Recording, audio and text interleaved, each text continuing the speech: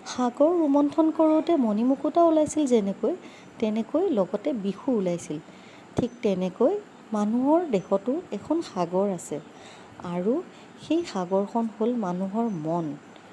গতিকে মন ৰোমন্থন হ'লেই জিভাই বিষ আৰু অমৃত উলিয়াব পাৰে।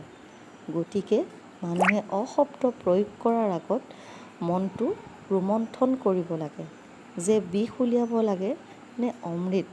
কাৰণ বিষ উলিয়ালে গোটেইবোৰ নষ্ট হৈ যাব, গোটেইখনেই নষ্ট হৈ যাব।